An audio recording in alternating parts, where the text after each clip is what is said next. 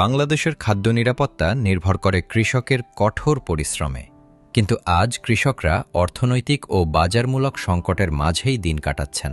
কীটনাশক, সার ও বীজের দাম একের পর এক বাড়তে থাকায় কৃষকের খরচ ক্রমেই বেড়ে যাচ্ছে। এর সরাসরি প্রভাব পড়ছে ফসল উৎপাদনে। ফলন কমছে আর কৃষকের দৈনন্দিন জীবন চালানো দিন দিন কঠিন হয়ে উঠছে। বিএনপি রাষ্ট্র পরিচালনার সুযোগ পেলে এমন এক ভবিষ্যৎ গড়বে যেখানে কৃষকের জীবিকা আর অনিশ্চিত থাকবে না। সে লক্ষ্যেই বিএনপি চালু করবে একটি কৃষক কার্ড। কৃষক কার্ড হবে কৃষকের অধিকার নিশ্চিত করার একটি সরকারি সেবা। আর এই কার্ডের মাধ্যমে কৃষকরা পাবেন ন্যায্য মূল্যে সার, বীজ ও কীটনাশক।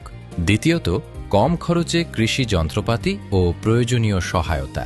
তৃতীয়ত, কৃষকের জন্য সেচ সেবা ব্যবস্থা হবে সহজ ও কম খরচে, এবং সরকারি ভর্তুকি ও প্রণোদনা সরাসরি কৃষকের হাতে। সবশেষে সহজ ঋণ সুবিধা এবং প্রয়োজন অনুযায়ী কৃষি বীমা প্রদান করা হবে। বিএনপি বিশ্বাস করে কৃষককে মর্যাদা দেওয়া মানেই দেশের খাদ্য নিরাপত্তা নিশ্চিত করা, আর সেই খাদ্য নিরাপত্তার উপরই গড়ে ওঠে একটি আত্মনির্ভর বাংলাদেশ।